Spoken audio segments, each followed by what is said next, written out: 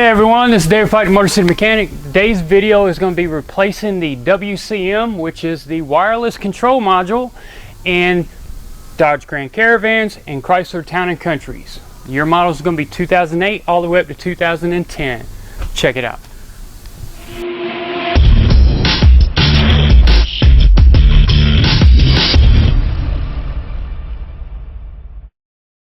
Alright, let me go ahead and answer two questions that may come up. First one, what is a WCM? Well, a WCM is short for wireless control module. Well, the wireless control module is basically that hole in the dash that you put the key in and turn. It's actually a black box up in there. It's basically a small computer.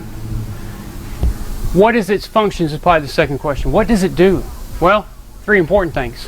One is it monitors all your tire pressure sensors on the vehicle. Second thing it does, it also operates all the features on your key as far as sliding doors, power locks. And the third thing, everything key related as far as ignition when you turn on. Those are the three most important things it serves, and that's what a wireless control module is. So now let's move on to showing you how to get it out. Now in order to start getting this trim off, what we're going to have to do is we're going to have to access the two Phillips screws that are up in here. You can see the little square cutouts here and here. What you need to do is grab on the inboard edge of each one of them, a little small screwdriver, and pop it loose. It's got a little plastic hinge type setup. Now all you got to do is get up in here and take your Phillips screw loose. And we'll repeat the same thing on this side. What that's going to do is allow us to get access to getting this top piece off.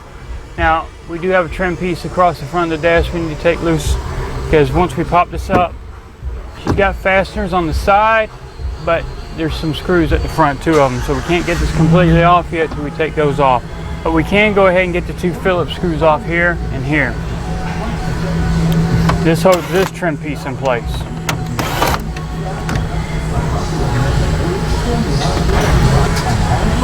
Now we're not going to remove this completely because we'd have to remove the lower console. That's a few more steps. Anything to make it faster and simpler without taking stuff off you don't need is what I'm all about. We just need to pull back once we get the two Phillips screws out here, and she'll give you enough flex to get to everything you need. It's got snaps on the side. Same thing when you go back with it, you just give it a good firm snap in. Otherwise we're just going to pull it back enough to get access to the screws we need to. And one thing we got to do is when we pull this trim piece back, we're trying to access this screw right here. It's only one of the reasons why this piece is being pulled back. Like I said, we didn't take this all the way off, we just left it to where we can pull it back enough. We only need enough to get to that screw. That screw is part of the dash piece that goes around the cluster, and that's its bottom corner right there where the Phillips screw goes in. We need to back that out. Now when it comes time, in order to get to the front side of this center piece that went above the radio where the screws are, we need to get this trim piece right here off that goes from the left side of the dash all the way to the right side. Now it's a separate piece. It has some fasteners that fasten it down towards right here, and then it's also got some that go straight down. Now they all snap in. All I'm going to be using is my plastic trim stick as always. I'm going to find that little edge or lip to get up under, and I'm just going to kind of pry back, kind of work it. As you go, you're going to hear it pop. That's it releasing as we go down the line here.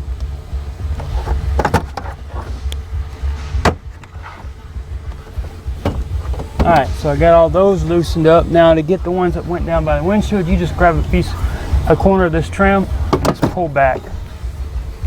And that'll release it from there. And now once I've got that, I can go ahead and move it out of the way. And we'll move on to getting to these screws right here. Now we've got our two Phillips screws. I'm going to be using a real short Phillips screwdriver. Go ahead and back them all the way out. You got one on this side. You got one on this side. And that's for this center piece that goes above the radio. With those Phillips screws all the way up here, we can go ahead and lift up and we can pull it and set it to the side. That's where the two Phillips went. You see your little plastic snaps along the edge. Some are metal, some are plastic. You got your two Phillips that were inside.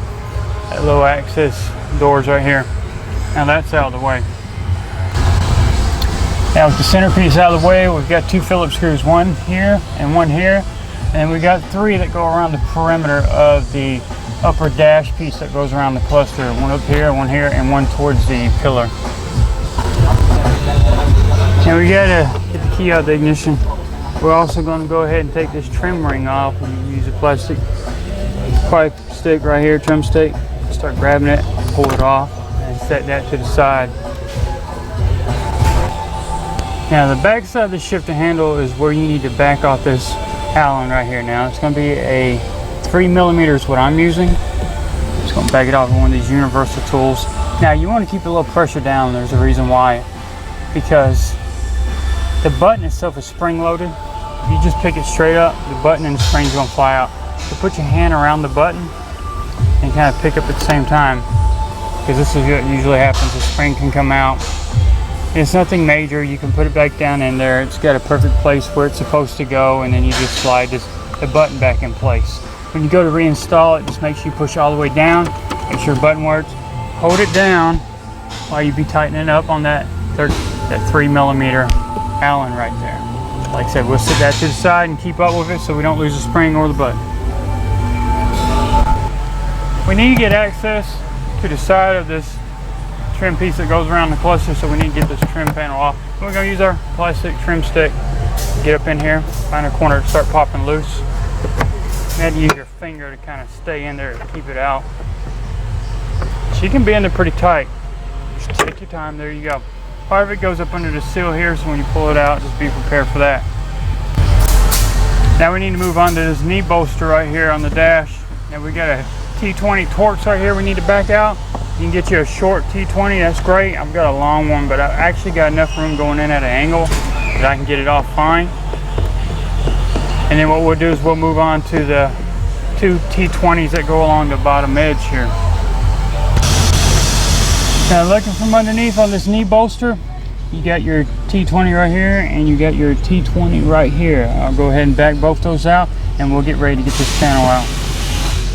Alright, so we've got all the T20s out. We can go ahead and start grabbing the corner and start pulling. It has snaps that hold them in place up top and along the edge here. And we can take this piece, set it to the side. Now what we're going to have to do is, we're still on the driver's side, all the way close to the door. We've got 2 Phillips screws right here. We need to back out.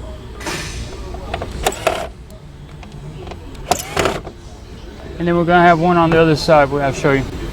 At this point we got the knee bolster out of the way. We took the Phillips out on the driver's side. Now this is directly below where the ignition key is.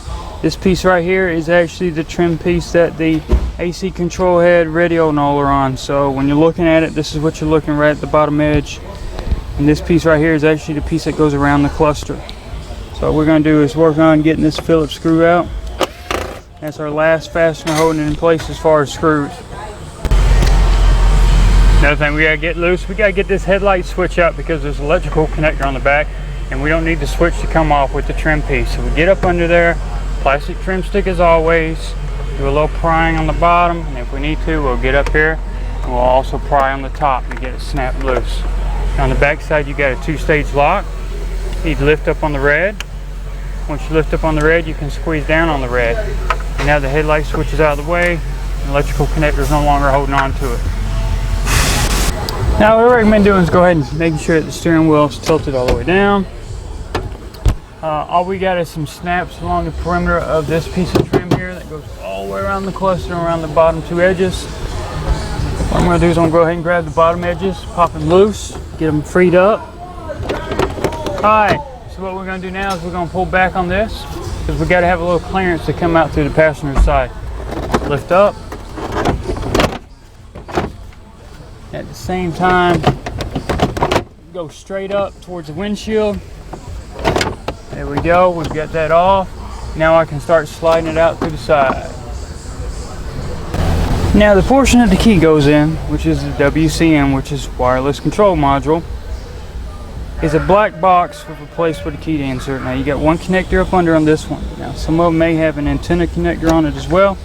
This one we're just going to plug the one connector. You got one Phillips down here. You got one Phillips directly above it that we'll take off.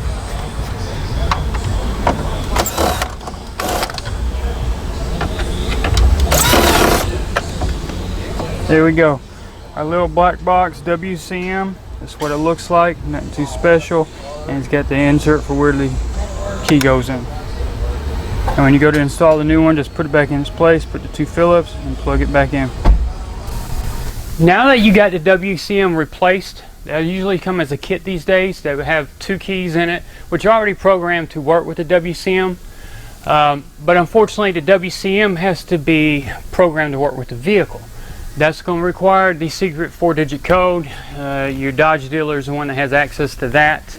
So even though you're going to put it in, unfortunately, unless you've got the scanner and the proper tools to enter the 4-digit code, plus knowing what the 4-digit code is, you're pretty much going to be kind of stuck.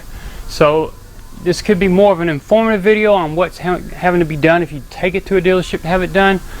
If you have access to that, great. Now you see what you need to do to remove and replace it. Otherwise, at this point, I ask for any kind of thumbs up on YouTube. Don't forget to like me on Facebook, follow me on Twitter, and check me out on Instagram as well now. And if you got any kind of comment suggestions about these videos or anything else, feel free to contact me at David@MotorcityMechanic.com, and I'll try to get back to you in a timely manner. In the meantime, thanks for watching.